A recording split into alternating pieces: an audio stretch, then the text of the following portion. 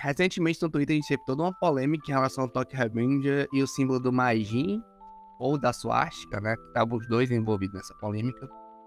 Eu resolvi fazer esse vídeo para falar um pouco sobre as origens do Tokyo Revenger e suas inspirações, certo? Primeiramente, o Tokyo Revenger usar magia significa que a sua história tem um teor político, fascista, algo do gênero, assim como o Shingeki no Kyojin, por exemplo, que tem esse teor fascista na sua história. Então, a história do Tokyo Revenger aparentemente não tem nada disso além do símbolo do magia e se basear nas gangues japonesas de moto. Mas aí entra uma outra questão, Tokyo Revenger pode ser uma pita de cachorro? Essa é uma pergunta bem interessante, tá? E aqui eu tenho que fazer uma pausa porque eu tenho que explicar o que diacho é a pita de cachorro. Vamos lá, a pita de cachorro nada mais é do que um nome para se referir a uma forma de comunicação codificada que grupos neonazistas e de extrema direita utilizam. Por exemplo, o baterista da Aurora, se não estou enganado, recentemente fez isso no Lollapalooza. Teve, se eu não me engano, um ministro do Bolsonaro com o negócio do leite, que é outro símbolo também. Veja, eu tô falando símbolo aqui, mas não necessariamente são só símbolos. Podem ser símbolos, músicas, mensagens, qualquer tipo de codificação. E a cultura pop tá incluído nisso, porque eles podem utilizar de uma cultura para mascarar essa simbologia. E aqui é onde pode entrar o Tokyo Revengers.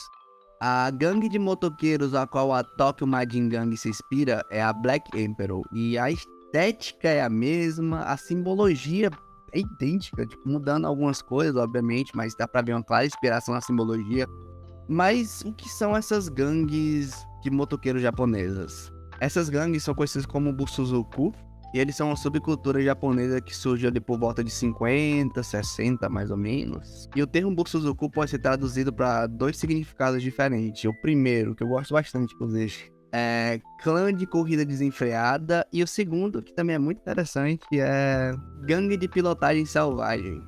Esses grupos ficaram conhecidos por serem gangues que desafiavam as normas sociais da época e faziam vários crimes e tudo mais, como corrida de moto em vias públicas, vandalismo, confronto com a polícia, enfim, os caras eram despirocados da cabeça. E a origem deles está ligada a vários fatores, e o principal, obviamente, é o pós-guerra. O pós-guerra no Japão deixou algo estranho, que de um lado existia uma galera que era extremamente nacionalista, de outro lado existia o Japão como um novo quintalzinho dos Estados Unidos. Então você tinha ali um embate de culturas ali muito forte. E nisso é onde chegam as motos, né? As motos dos Estados Unidos, que é o principal símbolo do Busuzuku, que são gangues de motos, né? Então, é claro que é o principal símbolo. Mas além disso, você criou uma divisão clara entre gangues de esquerda e gangues de direita. Entre as de esquerda, a gente tinha gangues que se baseavam muito nos movimentos revolucionários aqui no Ocidente, como, por exemplo, o movimento negro dos Estados Unidos. E, em contraparte, a gente tinha as gangues de extrema-direita, que se baseavam muito no fascismo, na Alemanha nazista e no imperialismo japonês. Eu cheguei a ver relatos que algumas dessas gangues de extrema-direitas hostilizavam estrangeiros, batiam neles e tudo mais, só que foi só relatos em alguns fóruns e alguns sites que eu fui atrás. Foi bem difícil encontrar isso, então não tenho prova empírica. São só alguns relatos que eu achei na internet procurando em japonês. Mas voltando a falar da Black Emperor, a gangue a qual a Majin Tokyo Gang é inspirada, ela é uma gangue muito polêmica, é uma das gangues mais famosas desse movimento de subcultura, mas ela é polêmica por alguns fatores. O primeiro, ela não usava o Majin, ela usava a suástica nazista, exatamente, dá pra ver que é a diferença dos dois. Segunda coisa, ela ostentava faixas muito parecidas com o exército alemão nazista. E a terceira coisa, ela também utilizava frases do Japão imperial. Então a gente começa a ouvir ali o apito de cachorro vindo de Tokyo Revenger. Vai mais calma lá que tem mais coisa. Além de toda essa simbologia fascista, um membro da gangue tem uma foto vestido de Hitler. Então, cara, era nitidamente fascista. Nitidamente. Não era só uma apropriação de símbolo. Os caras agiam de forma fascista também. dentro da sua subcultura. E a gente entra em um outro ponto. O criador, o Kin Wakui, ele participou de gangues Bosozoku por volta de 2000. Claro, ele não participou da Black Emperor. Tem uma fake news que ele participou da Black Emperor, mas é uma fake news. A Black Emperor acabou por volta de 90. Quando eles acabaram, eles começaram só a fazer algumas festinhas e tudo mais. Não é mais a mesma coisa que era antes. Então, é incompatível as datas, certo? Mas o ponto aqui é que ele se inseriu na subcultura. Então, ele conhece toda a história da Black Emperor, porque ela é uma das mais famosas. E além disso, o Kin Wakui usou também a bandeira do Japão Imperial na sua obra. Então isso acarreta em mais polêmica. Por quê?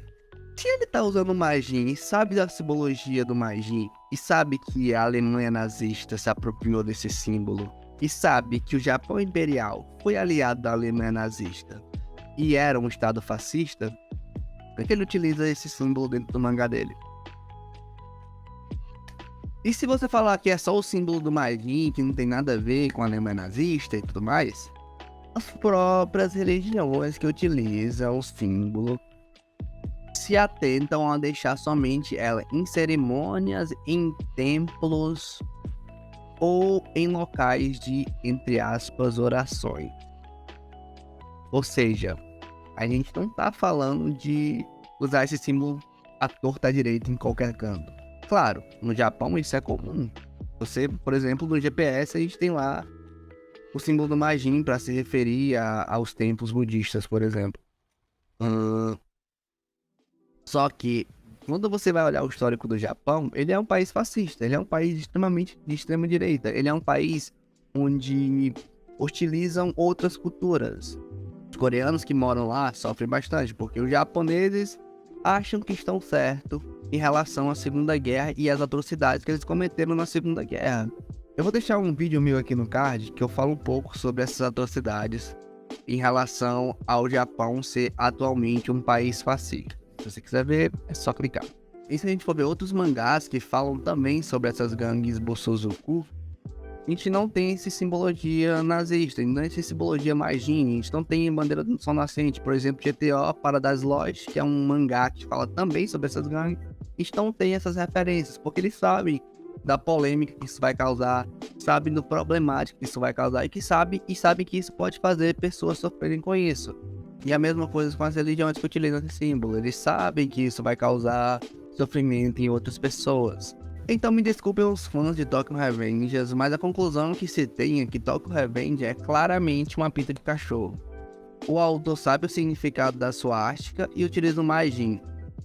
O autor usa a bandeira do sol nascente no seu mangá. O autor conhece a Black Emperor, que é a gangue a qual ele se inspirou para fazer seu mangá, além da sua própria história, claro. E aí você pode argumentar, mas Edu, o Japão é um país que esse símbolo é normal. Claro que é normal, eu sei que lá é normal, gente, né? É claro que é normal. Afinal de contas, o Japão é um país extremamente conservador, onde a pedofilia até pouco tempo atrás não era crime, onde o autor de Samurai X foi pego com tanta pornografia infantil que poderia lotar várias locadoras, e ele está solto, pois ele pagou uma simples fiança e provavelmente não vai responder a nada devido ao crime de pedofilia dele, porque lá é um país extremamente conservador, de extrema direita, fascista e os caralho. E obviamente, por ser um país assim, dificilmente essa questão vai gerar uma polêmica lá, apesar de ter pessoas que lutam contra isso, tá? Que lutam contra o fascismo japonês, que é mascarado de um neoliberalismo instaurado pelos Estados Unidos. Mas eu acho que o grande problema aqui é que as pessoas que consomem esse conteúdo no Ocidente acabam não se atentando aos erros. Tokyo Revenger é cheio de problemas, lotado de problemas. E as pessoas que veem ele e defendem esses problemas não sabem usufruir da obra. Eu particularmente leio e Tokyo Revenger ao tempo e sei dos problemas que ele tem. Eu vejo e leio e li, no caso, a Shingeki no Kyojin, e sei que Shingeki no Kyojin é uma clara propaganda nazista, mas quando eu vou recomendar esse anime pra alguém, que dificilmente eu recomendo, pois eu achei o final de Shingeki no Kyojin horrível, eu falo, é um anime que tem simbologia nazista, é um anime que tem simbologia fascista. Você vai ver um anime que pode induzir ao fascismo. Então eu digo pra pessoa que a obra é isso, que a obra é isso. Você não tem pra onde correr. A mesma coisa com Tokyo Revenger. Ele é um apito de cachorro. E aí eu acho que esse pessoal que passa pano entra muito naquele ditado, né? Que se não me engano é assim. Se tem 5 pessoas numa mesa e senta um nazista e nenhuma das 5 levanta, temos 6 nazistas na mesa. E eu acho que se encaixa perfeitamente aqui. Porque as pessoas defenderem com unhas e dentes uma simbologia problemática, só pode ser isso. Muito obrigado por assistir, espero que você tenha gostado. Se você não gostou, dá dislike. Foda-se, eu não me importa. Mas se você gostou, deixa o like, se inscreve no canal, tá bom? Eu queria mandar um cheiro na bunda de vocês e um beijo na pica. Tamo junto, tá? Beijão.